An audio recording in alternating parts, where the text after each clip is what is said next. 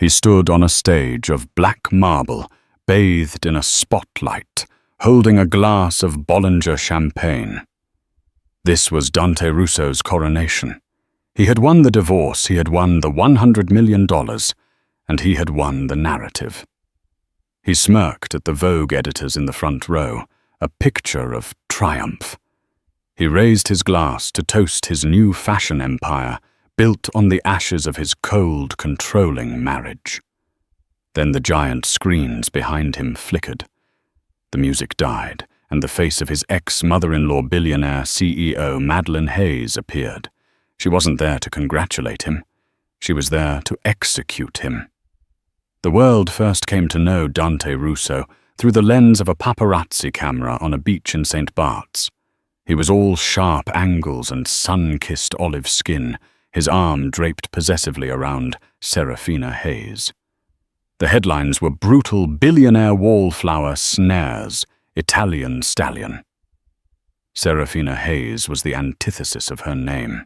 In a family of fire-breathing corporate titans, she was quiet earth. She was the sole heir to the Aura Tech global fortune, a $50 billion empire built by her mother, Madeline. But while Madeline dominated Bloomberg terminals, Serafina haunted museums and funded archaeological digs. She was kind, brilliant, and in the eyes of the society pages, hopelessly plain. Dante was not. Dante was a masterpiece of Milanese genetics, a struggling model who understood his true currency was not on a runway, but in the private salons of the ultra-rich.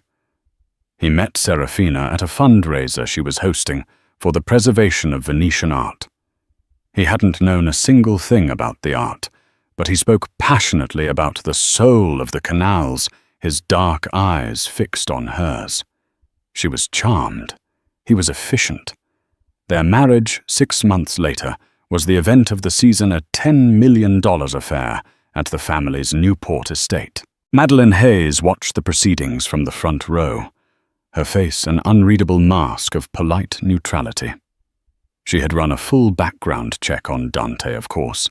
It was clean, almost suspiciously so. No criminal record, no debts, just a string of wealthy older patrons. He was, in her professional opinion, a high-functioning parasite. But Serafina, for the first time in her life, had been defiant. She was in love. Let her be in love, Madeline, her own lawyer, Arthur Kincaid, had advised. Just make sure the prenup is ironclad. The prenup was a fortress. Dante Russo signed it with a flourish, his smile never wavering. He knew a fortress could be sieged. Life as Mr. Serafina Hayes was for a time perfect. Dante became a lifestyle influencer. His Instagram, once a sparse collection of headshots, exploded. He was Dante Russo, reclining on a yacht off the Amalfi coast. Dante Russo front row at Paris Fashion Week. Dante Russo curating a dinner party in their $40 million Fifth Avenue penthouse. He didn't just wear the clothes Serafina's money bought. He personified a life that millions envied. He was charismatic, charming, and utterly devoted in public. She is my muse, he'd tell Vanity Fair, my anchor in a world of shallow beauty. Behind the scenes, the performance was exhausting. Sarah, darling, he'd say, scrolling through his feed, this botany thing you're funding, it's not sexy. No one cares about Amazonian fungi. Serafina would look up from her research, her brow furrowed. It's not supposed to be sexy, Dante. It's a key compound for a new anti-malarial drug. But the optics, my love. He'd sigh as if explaining a complex theory. We need to be at the Met Gala, not digging in the mud. We need to be a brand. Serafina was a brand. The Serafina Foundation was one of the most respected philanthropic organizations in the world. It built schools, funded medical research, and operated with quiet, ruthless efficiency, a trait she had inherited from her mother. Dante, meanwhile, felt the gilded cage tightening. He was an accessory, a beautiful, expensive, and ultimately powerless Fabergé egg. The prenup was absolute. In the event of a divorce, he would receive a one-time payment of $1 million for every year of marriage, capped at 5 years. A pittance. He was determined to change the terms of the deal one way or another. He began his campaign subtly. He started to advise Serafina on her foundation's investments. "This PR firm you use is ancient," he said one evening, swirling a $1,000 bottle of Chateau Margaux. "They don't understand social capital. You need someone aggressive, someone who can place you." He introduced her to Bianca Wells. Bianca was a shark in Chanel, a PR maestro who specialized in reputational management. She was all teeth and compliments. Serafina disliked her instantly, but Dante was insistent. "Just a consultation, my love. For me." Serafina, ever the peacemaker, agreed. This was the first and most critical mistake. Bianca Wells didn't work for Serafina. She worked for Dante. And through her, Dante began to meet people. Not just influencers, but bankers, private equity types, men who understood that lifestyle was just another asset class. He began to build a world separate from his wife. He started having business lunches that lasted until cocktail hour. He spoke of synergy and vertical integration. He was building a case. And Serafina, busy funding a new water treatment facility in Peru, was too preoccupied to see the scaffolding being erected for her own downfall. The true fracture came at a tense family dinner. It was just the three of them, Dante, Serafina, and Madeline, in the Hayes' starkly modern dining room overlooking Central Park. Dante cleared his throat. "Madeline, Sarah, I've been working on a project, a new venture." He slid a glossy, leather-bound proposal across the table. On the cover, a single stylized R. "Rus Esso," he announced. "A lifestyle brand. Fashion. Hospitality. A new members-only club in Soho. It's time to leverage the Hayes Russo name."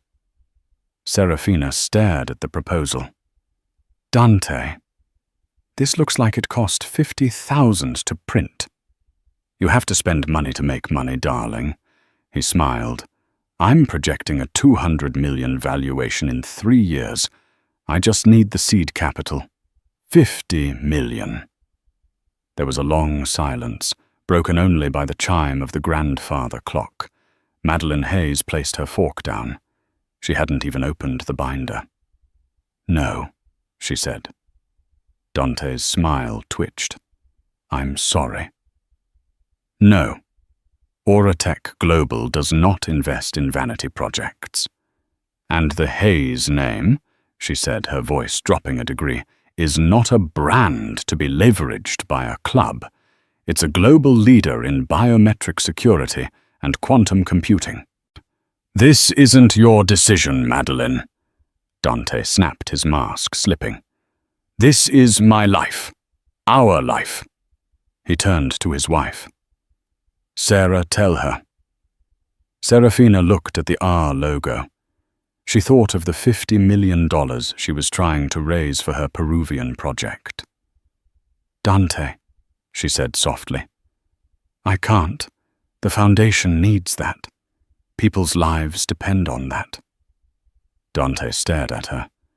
The two women, mother and daughter, are united front of cold, hard no. He saw it then.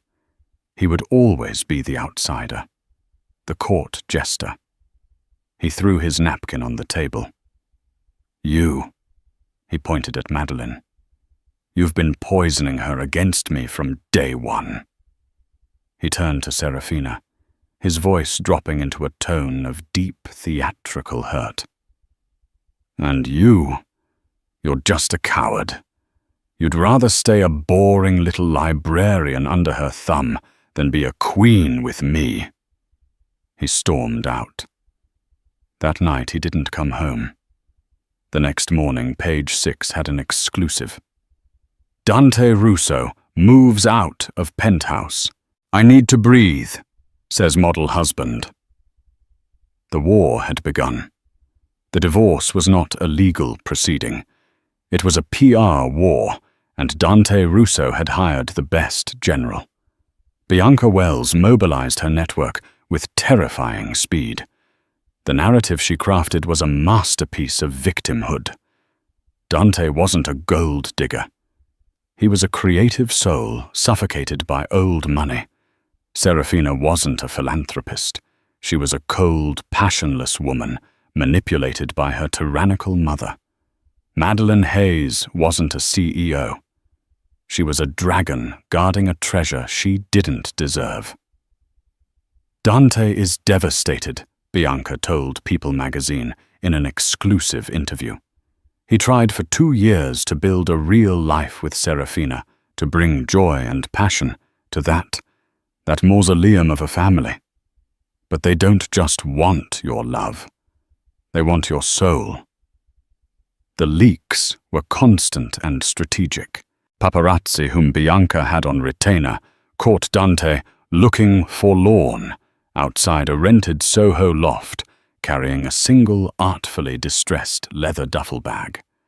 He was photographed seeking solace with other models, beautiful, sympathetic women who would pat his arm as he bravely told his story over Negronis at Carbone.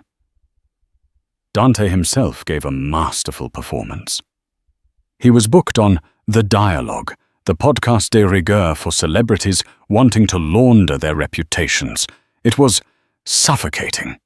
Dante said, his voice a perfect husky blend of sadness and strength. You know, people see the money, the houses. They don't see the isolation. I proposed a business, a way for us to build something together, something of our own. And they treated me like the help. The podcast host, a woman known for her pseudo-intellectual takedowns, was putty in his hands. So you were creatively suppressed. Dante laughed, a hollow, tragic sound. I was erased. I was a walking, talking handbag. I finally had to make a choice. Do I die there a beautiful decoration? Or do I leave with nothing but my integrity and try to build something real? Nothing but his integrity became the rallying cry. A #FreeDante hashtag trended for a full 48 hours. He was the modern man, a creative force being crushed by an archaic matriarchy. While Dante played the public martyr, his legal team, also guided by Bianca, launched a brutal private assault. They contested the pre-nup. The document is unconscionable, his lawyer argued in a closed-door mediation. Mr. Russo was coerced. He was young in love and manipulated by a family with legal resources 1,000 times his own. Madeleine's lawyer, Arthur Kincaid, a stoic man who had been with the family for 40 years, was unfazed. Your client signed it counselor. He was advised by his own counsel, whom I recall we paid for at his request. But Dante's team had a surprise. They weren't just arguing coercion. They were arguing fraud. My client, his lawyer announced, was promised a true partnership. Instead, he was systematically excluded from marital assets. Furthermore, and here he produced a stack of documents, we have found evidence of financial impropriety within the Serafina Foundation. Serafina, sitting next to Kincaid, felt the blood drain from her face. What my client in his advisory role discovered a series of irregular transfers, funds moving from the Foundation's general account to a shell corporation, Nautilus Holdings, based in the Cayman Islands, a total of $12 million unaccounted for. Serafina was speechless. She looked at the documents. They were real. Her signature, or a very good forgery, was on the transfers. Mr. Russo was so distressed by this, the lawyer continued, his voice slick with faux sympathy, that he confronted his wife. She told him to mind his own business, fearing for his own legal exposure and heartbroken by this betrayal of the public trust. He felt he had no choice but to leave. It was a brilliant move. Dante wasn't just a victim of a cold marriage. He was a whistleblower. Serafina was reeling. "Arthur, I don't know what this is. I never—" Kincaid put a hand on her arm. "Be quiet," he whispered. Madeline Hayes, who was conferencing in, spoke for the first time. Her voice was pure ice. "You are accusing my daughter of embezzlement." "The documents speak for themselves," Dante's lawyer said. "My client naturally wants to avoid a public scandal. He is prepared to sign a very comprehensive NDA and let this unfortunate matter go away, in exchange for a fair, revised settlement. Let's say $100 million. It was extortion dressed up as a divorce. "Get out," Kincaid said. "You have 24 hours. Dante's lawyer smiled. "Before we are forced to discuss this with the DA and the New York Times." When they were gone, Serafina broke. "Mother, I swear, I never— How is this possible?" Madeline was silent. She was looking at the Nautilus Holdings document. She recognized the typeface, the specific formatting of the wire instructions. She had seen it before. "Arthur," she said, her voice terrifyingly calm. "Cancel my meetings. Get me our forensic team. Get me everything on Dante Russo. Every text, every email, every bar tab. I want to know what brand of toothpaste he used for the last 2 years. She turned to her daughter, whose face was ashen. "Serafina," she said. It was not a question. "Did you know about this?" Serafina hesitated. She looked at the floor. I saw an email from our bank in Zurich about a Nautilus account a few months ago. I asked Dante about it. He said it was a discreet account for a new high-risk, high-reward donation. He said he was handling it to surprise me with the returns. He had me sign some papers. He said they were just standard tax forms. The naivety of it hung in the air, thick and poisonous. She had been so desperate for him to be a partner. She had walked right into his trap. Madeline closed her eyes. She had built an empire by anticipating every move, every threat. And the most significant threat had been sleeping in her daughter's bed.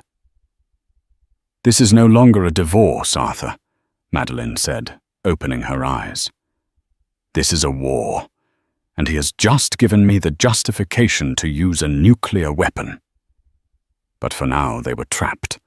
A public trial would decimate the Foundation's reputation, even if they were innocent. The DA would launch an investigation. The scandal would be the only thing anyone remembered. "Pay him," Madeline said, the words tasting like acid. "Madame Tuchel," Kincaid was shocked. "Pay him. The 100 million, draw it from the legacy trust my father set up, the one I can't touch. Let him have his victory.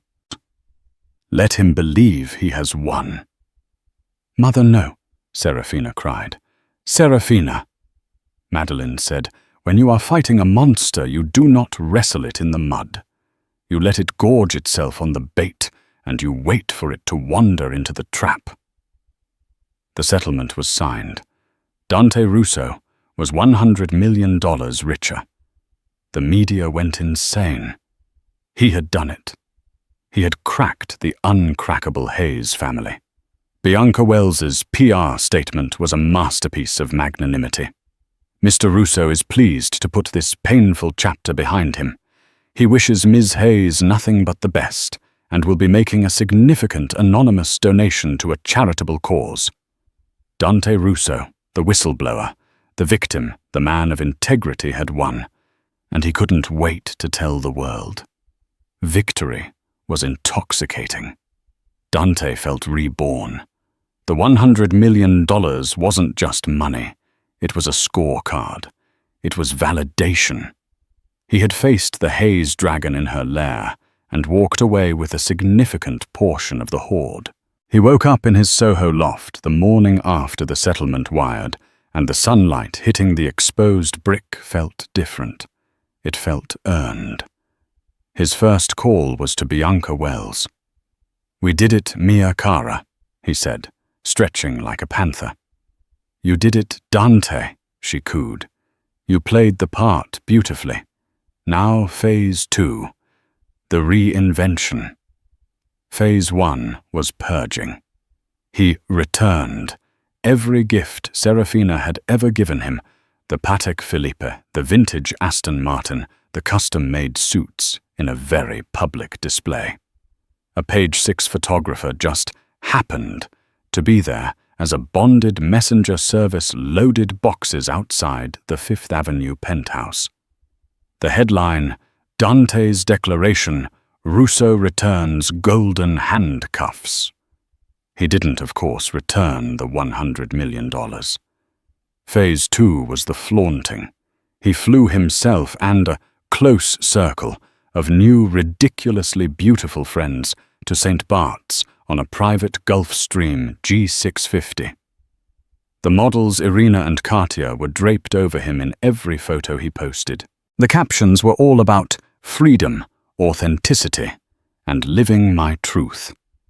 He was photographed in Saint-Tropez, driving a newly purchased white McLaren, the license plate a custom Rousseau 1. He was at the Monaco Grand Prix, a regular on the yacht of a Russian oligarch. The press, fanned by Bianca, ate it up. He wasn't just a rich divorcee. He was a mogul in the making. GQ ran a fawning profile. From muse to mogul, Dante Rousseau steps out of the shadows. The article was a masterpiece of revisionist history.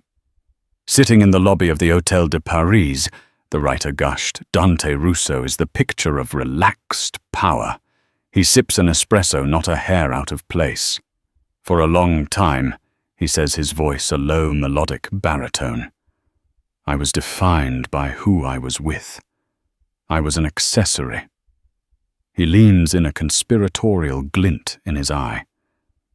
But an accessory is just a beautiful object. I am a creator.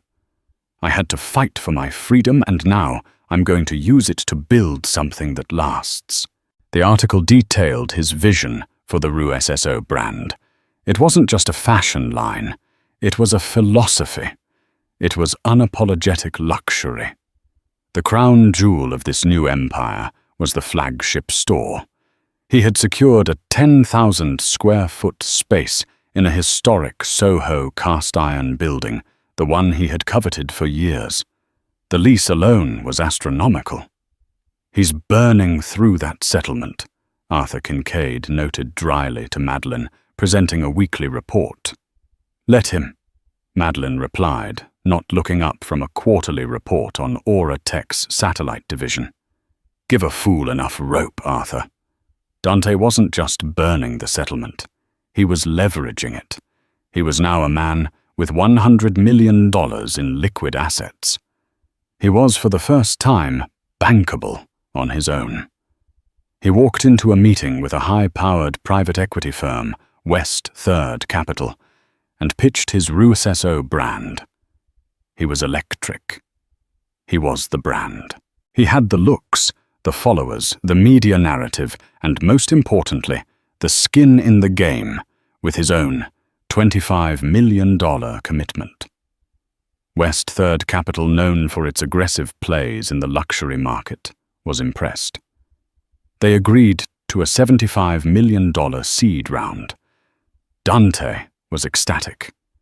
He now had $175 million on paper to build his empire. He hadn't just beaten the Hayes family. He was about to supplant them. He was going to be the new name in New York luxury. He began the build-out of the Soho store, a monument to his own ego. It was all black marble, smoked glass and polished brass. A giant 4K video wall was installed, intended to play a loop of his lifestyle campaign shot in Milan. He poached the best staff from Tom Ford and Gucci. He planned the launch party. It would be the event of the fashion calendar, a statement of his arrival. The invitations were thick black cards delivered by hand. Vogue was confirmed. The New York Times Styles section was coming. A-list celebrities were promised. Bianca Wells was a whirlwind of activity. "This isn't a store opening, Dante," she told him, checking swatches. "This is your coronation. By the time this night is over, no one will even remember the name Serafina Hayes. You will be the story." He loved the sound of that. As the date approached, his arrogance swelled to operatic proportions. He started to believe his own PR. He was the creative genius. He was the victim who had bravely escaped.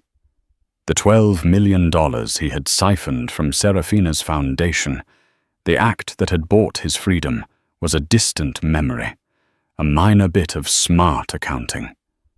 He had framed her, yes, but hadn't she deserved it? She and her mother so cold, so superior. They thought he was stupid. They thought he was just a face. He looked at his own face in the mirror of his new sprawling bathroom, the face that had launched 100 headlines, the face that was now worth 9 figures. "You're not just a face, mio Dio," he whispered to his reflection. "You are an empire." He was so busy admiring his reflection that he never saw the shadow in the corner. He was so focused on the party, the cameras and the adulation, that he never once stopped to ask the most important question. Why in all these months had Madeleine Hayes said nothing? He mistook her silence for defeat. He mistook her stillness for surrender. He had never been on a safari, had never seen how a lioness hunts. She doesn't chase. She doesn't roar. She waits utterly still for the prey to become so drunk on its own freedom that it wanders right up to her, offering its throat. And Dante Russo was practically skipping toward the kill zone. While Dante Russo was painting the town red, Serafina Hayes was in a self-imposed exile at the family's stark, beautiful compound in Jackson Hole, Wyoming. She had not handled the divorce well. She wasn't just heartbroken. She was humiliated. She had been played not just by a man she loved, but by her own naivety.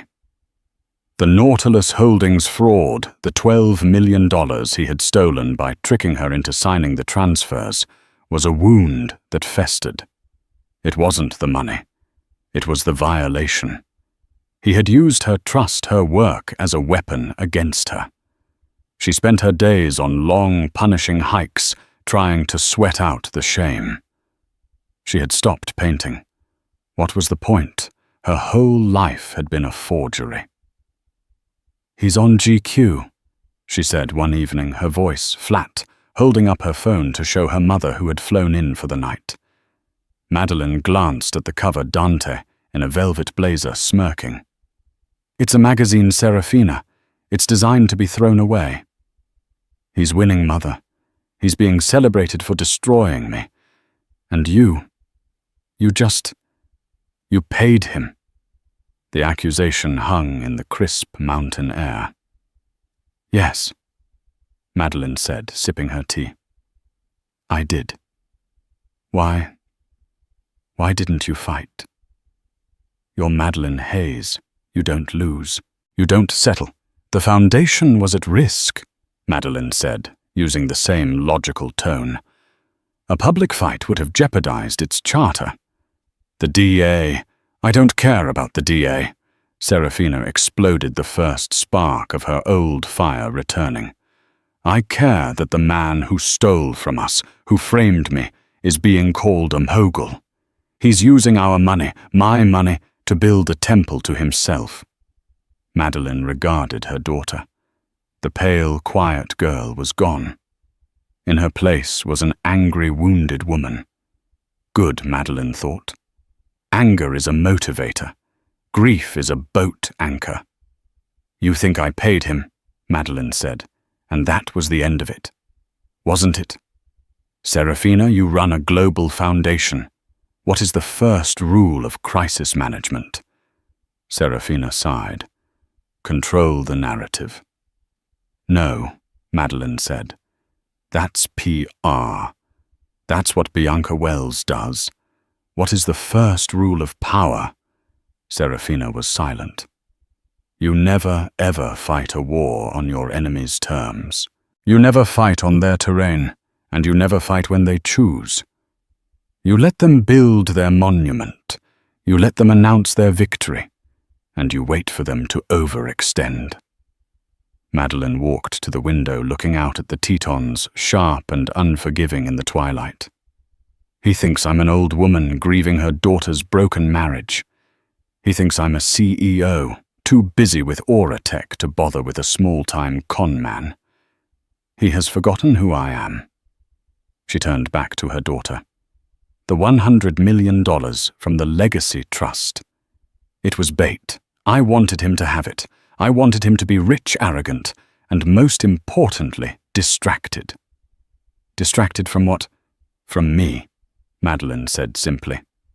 She opened her briefcase and pulled out a file. Arthur Kincaid has been busy. While Mr. Russo has been posing for magazines, we have been digging. She laid out a series of key corporate structures. Nautilus Holdings, the company he used to frame you. He was clever. He routed the money through 3 different jurisdictions. Cayman, then Cyprus, then to a bank in Zurich. We know this, Serafina said, impatient. It's a dead end. The account is empty. He used it all as his money to get the West Third deal. He thought it was a dead end, Madeline corrected. But he made a mistake.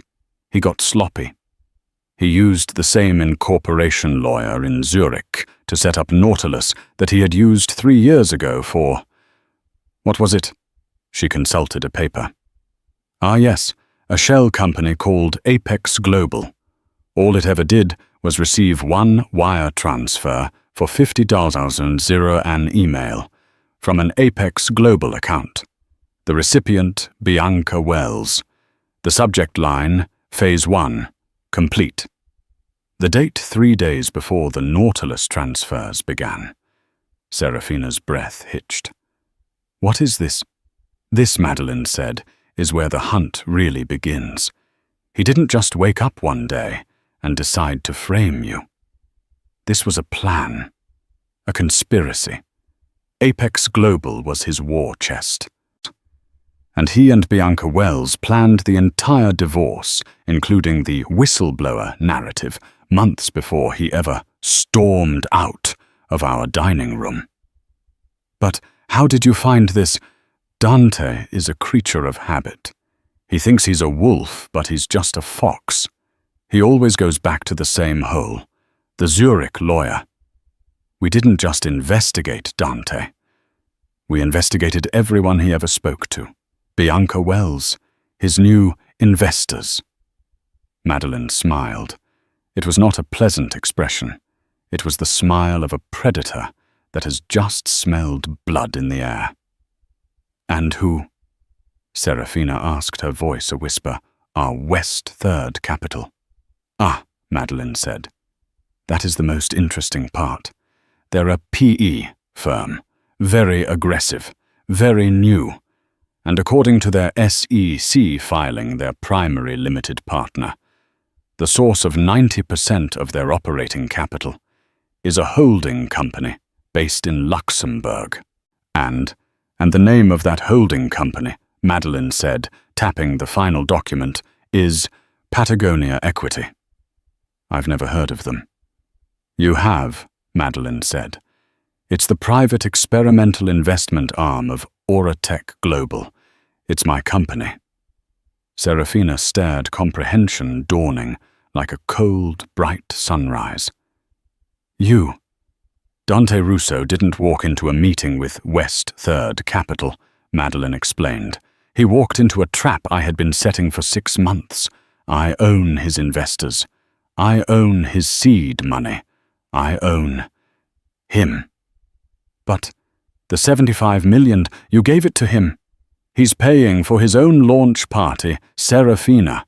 He's using my money to build his store, my money to hire his PR girl, my money to buy his stupid McLaren. Every receipt he signs, every check he cuts, is just another nail in his own coffin. Serafina sank into a chair. It was brilliant. It was terrifying. It was total. He thinks he's a mogul, Madeline continued, but he's just a middle manager in a company of one, and I am the CEO, the launch party. That's his performance review, and I'm afraid he's not going to get a good one. What happens now? Now? Madeline snapped her briefcase shut. You get on a plane. You're going to Peru. That water treatment facility you were building, the one he tried to sabotage, it's opening. I want you at the ribbon cutting. I want you to be photographed doing your work. Be the woman he tried to erase. And you, I, said Madeline Hayes, am going to New York. I have a statement to prepare. The long, cold silence was over. The hunt had ended. The execution was about to begin. The night of the Rue Esso flagship launch was electric. A cold November rain lashed the streets of Soho, but inside it was a different climate. The 10,000 square foot space was packed a sweltering, humid jungle of perfume, champagne, and ambition. The black marble floors gleamed. The smoked glass walls reflected the pulsing lights. And the giant 4K video wall behind the main stage played a hypnotic loop of Dante himself. Dante on a speedboat, Dante in a bespoke suit, Dante laughing with a beautiful woman, all intercut with the stylized R logo. Bianca Wells, in a silver-sequined gown, stood near the door, air-kissing Vogue editors and whispering in the ears of Times columnists. "Isn't it divine?" she trilled. "He built this all himself, from nothing, a true visionary." The champagne was Bollinger, not the pedestrian verve he once drank. The hors d'oeuvres were passed by models, not waiters. Every detail was designed to scream unapologetic luxury. And at the center of it all was Dante. He was magnificent. He wore a custom white Tom Ford suit, a stark, angelic contrast to the store's dark palace aesthetic. He hadn't just arrived, he had descended. He moved through the crowd, a god among mortals. Every camera flash was a prayer. Every fawning compliment was a hymn. He saw Irina and Katya, the models from St. Bart's, and blew them a kiss. He saw the CEO of West Third Capital, a man named Mr. Peterson, who was in reality a high-level employee of Aura Tech's financial division, and clapped him on the shoulder. "We did it. Peterson," Dante boomed over the music. "The new kings of New York, all you Mr. Russo." Peterson smiled a perfectly neutral corporate smile. At 9:00 p.m., Bianca Wells tapped a microphone. The music dimmed. "Ladies and gentlemen, the man you've all been waiting for, the creative force, the visionary, the mogul, Dante Russo." The crowd erupted. Dante strode onto the low stage, taking the microphone. He was bathed in a single, brilliant, white spotlight. He looked out at the sea of faces, at the cameras, at the entire world that was here to worship him. He felt a surge of power, so pure, so absolute, that he almost laughed. He had won. He had won. Wow. He breathed into the mic, a perfect imitation of humility. He waited for the applause to die down. "Thank you. Thank you so much. What a night." He paused, looking up, as if gathering his thoughts. This was the speech he had been rehearsing in his head for 6 months. "They said I was just a face." He began, his voice a low, velvety purr. "They said I was just a kept man, a decoration." A sympathetic awe rippled through the front row. "They said I didn't have a thought in my head, that I didn't have a voice. They tried to put me in a gilded cage." He shook his head, a small, sad smile playing on his perfect lips.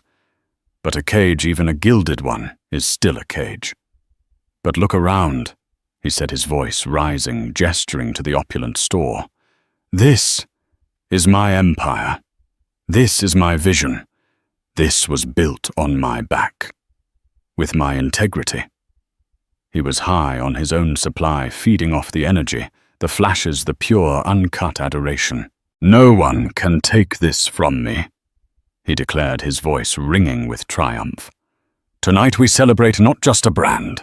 We celebrate freedom. We celebrate authenticity. We celebrate me." He raised his hand, gesturing for his glass of champagne, ready for the toast. "So I say, to Russo." And as he said the name, as the word Russo left his lips, the giant 4K screens behind him, the ones playing his own beautiful face, flickered. The audio in the room cut. The pulsing music, the chatter, all of it gone. A high-pitched feedback whine screeched for a single agonizing second. Dante flinched, annoyed. A technical glitch on his night. "Paolo!" He snapped into the darkness at his tech guy. The screens went black. The store was plunged into a disorienting spotlight and shadow silence. The crowd murmured confused. And then the screens lit up again. But it wasn't Dante's face. It was Madeline Hayes. She was not in a studio. She was in her office at Aura Tech, the one with the panoramic view of the city. She wore a simple navy blue dress. No jewelry, save for a small practical watch. She looked directly into the camera, not with anger, but with the profound, tired disinterest of a CEO about to liquidate a failed asset. Dante froze. His hand holding the microphone hung limply at his side. This was not a live feed. It was a pre-produced statement released simultaneously as phones in the audience began to buzz to Bloomberg, Reuters, The Wall Street Journal, and every major news network on Earth. "Good evening." Madeline's voice filled the store, clinically clear and cold. "For those of you attending the launch of the RUSSO brand I offer a correction." The crowd was utterly silent. Bianca Wells was staring, her face a mask of horror. "Mr. Russo speaks of his vision, his empire. Let's clarify its origins." Dante's heart began a low, painful drumbeat against his ribs. This wasn't possible. She wouldn't. "The victory. First," Madeline continued, "the $100 million settlement Mr. Russo boasts of. He has painted this as a victory over my family, a testament to his negotiating skill. The truth is simpler." On the screen, a document appeared, a wire transfer confirmation from a legacy trust. This was a disbursement from a trust my late father established, a trust which by its own bylaws I am legally barred from contesting. It was not a settlement. It was a scheduled distribution. It was in essence an expensive but necessary pest removal fee. A collective gasp. Dante felt the blood drain from his face. Pest. The whistleblower. Second. Madeline said, the narrative of Mr. Russo as a whistleblower. The claim that he left his wife upon discovering financial impropriety, in her philanthropic foundation. A new document appeared, a bank record from Nautilus Holdings. This is the shell company Mr. Russo discovered. He was right to be alarmed. It was being used for fraud, because he was the one committing it. A timeline flashed on screen. January 10th. Dante Russo meets with Bianca Wells. Apex Global account is activated. January 14th.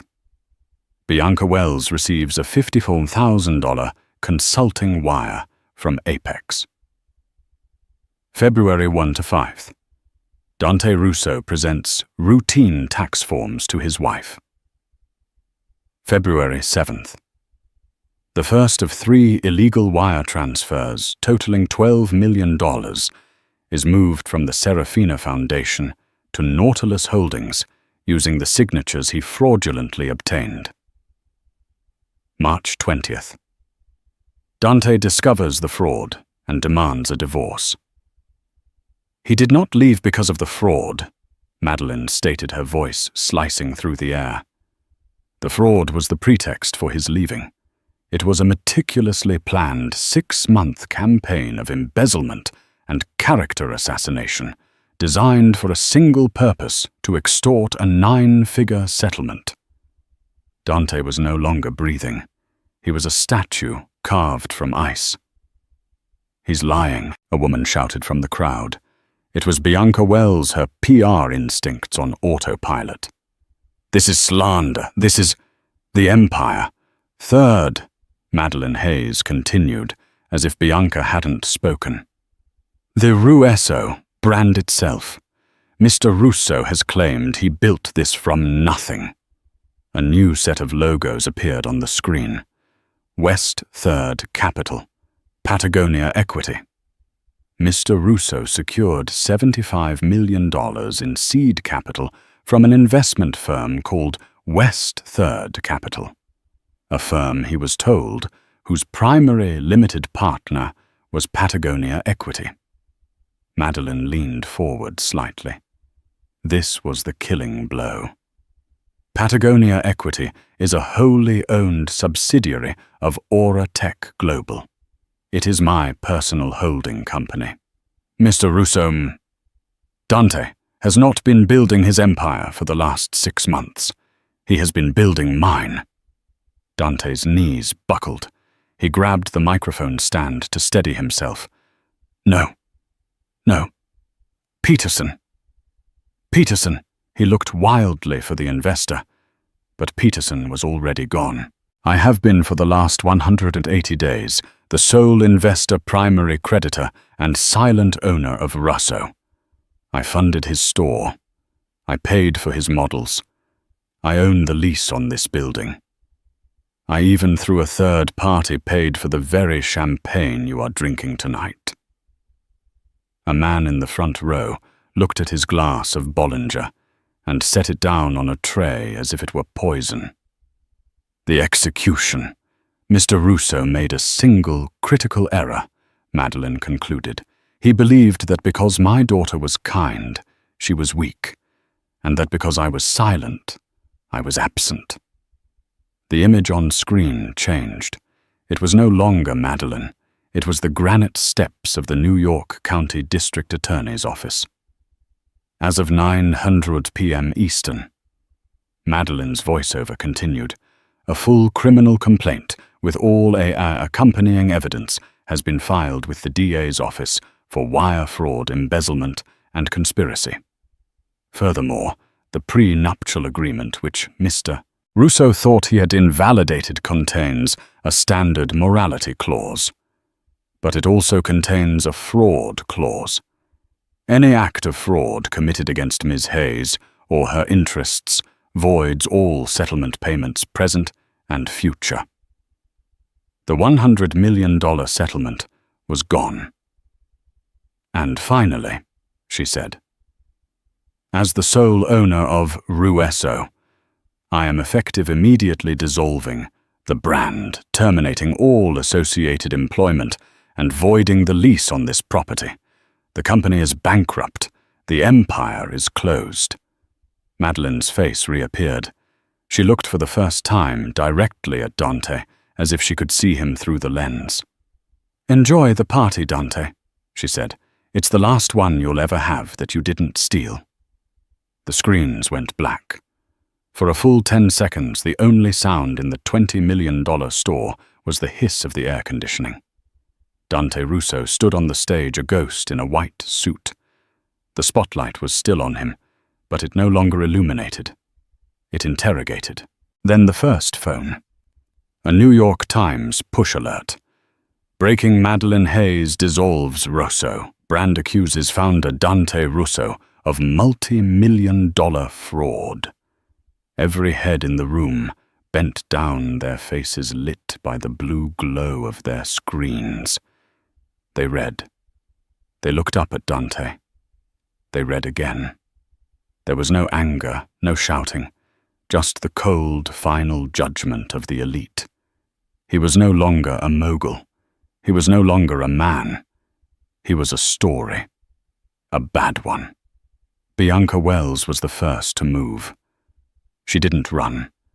She gathered her clutch, smoothed her dress, and walked calmly toward the exit, already dictating a text to her lawyer.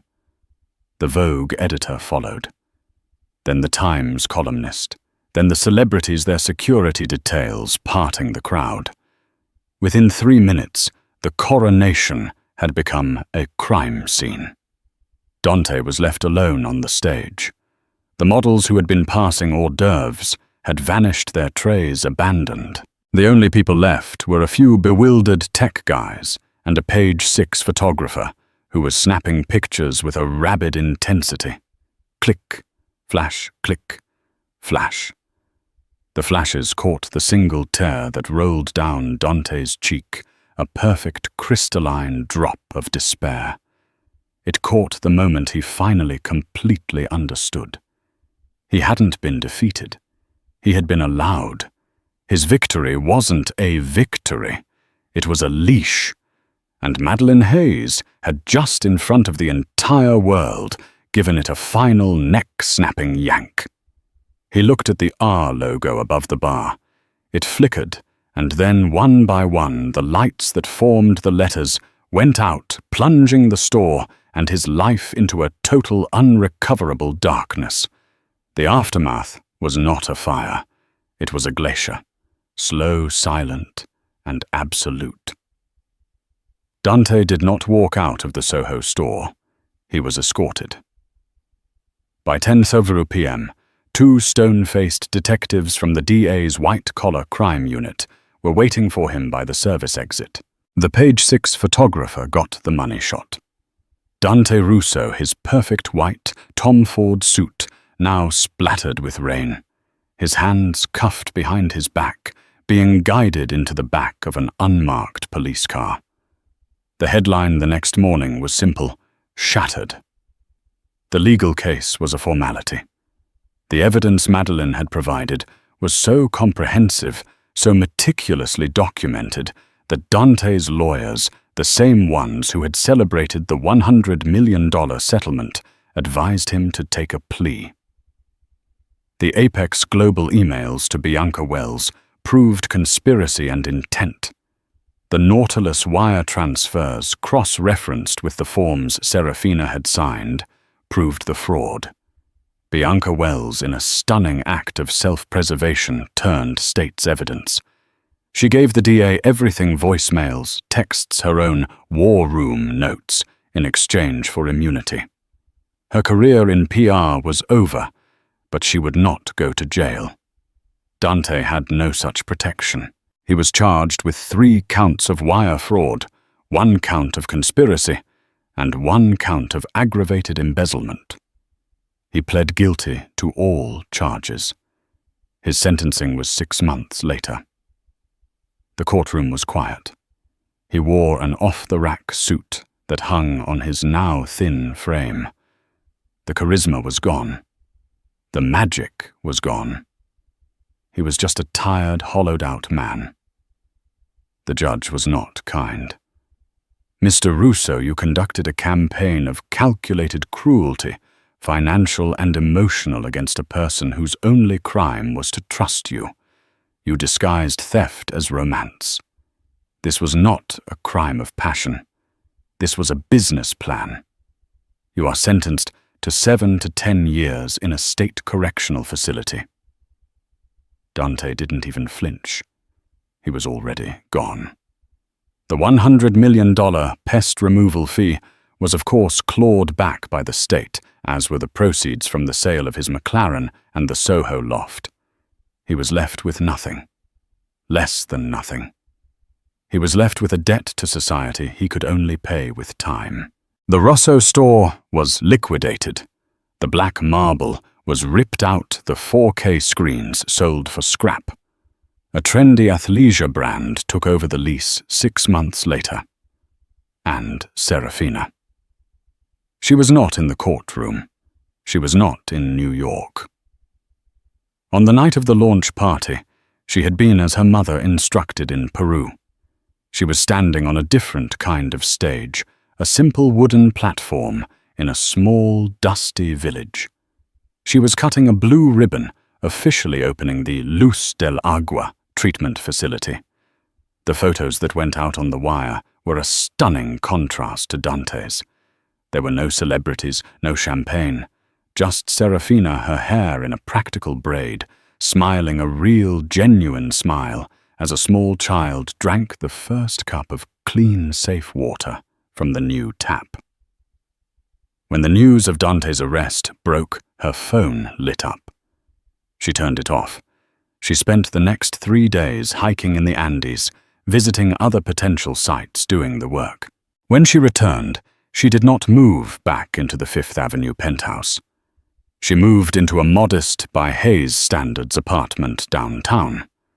She took over the Serafina Foundation, not just as its benefactor, but as its CEO. Her first act was a complete audit. Her second was to install a new board. Her third was to have a very quiet, very firm lunch with her mother. "I am grateful," Serafina told Madeline, "for what you did. You protected me. You protected the family." "It was," Madeline said, "a necessary business decision." "It was," Serafina countered, "a maternal act of war, and I love you for it. But it ends now." Madeline raised an eyebrow.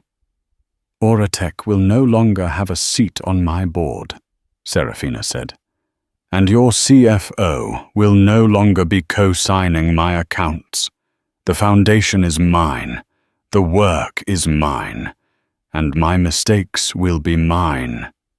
Madeline Hayes looked at her daughter. The wallflower was gone. The mouse was gone. Sitting across from her was a woman who had been forged in a crucible of betrayal and had come out steel. "I respect that," Madeline said, and for the first time she wasn't speaking as a mother to a child or a CEO to an heir. She was speaking as an equal. Serafina Hayes became a force. She leveraged her name not as a brand, but as a weapon for good. She became one of the most effective no-nonsense philanthropists of her generation. She never spoke of Dante. She never had to. Her life was the only statement that mattered. Dante Russo became a ghost, a cautionary tale whispered at cocktail parties. Where are they now article waiting to be written. He was a face, and then he was a name, and then he was just nothing. A failed asset, liquidated and forgotten, while the empire he tried to con, the empire he tried to ruin, just kept on stronger than ever. The story of Dante Russo is a brutal reminder that a public victory is not the same as a private win. He had all the flash, all the charisma, and all the headlines. He won the media war, but he lost the real one. He forgot that in the world of real power, the loudest person in the room is almost always the weakest. He thought he was playing chess, but Madeline Hayes was playing an entirely different game, one where she owned the board, all the pieces, and the clock. He flaunted his $100 million prize, not realizing it was just bait in a trap that had been set long before he even knew he was prey. It's a chilling real-life drama about the difference between image and power, between noise and strategy. What do you think? Was Madeline's revenge a masterstroke of justice or a cold-blooded corporate execution? If you were gripped by this story of ambition, betrayal, and ultimate takedown, please hit that like button and share this video with someone who loves a story where the mighty don't just fall, they're pushed. Be sure to subscribe and ring that notification bell because I have so many more stories like this to share. Thank you for watching.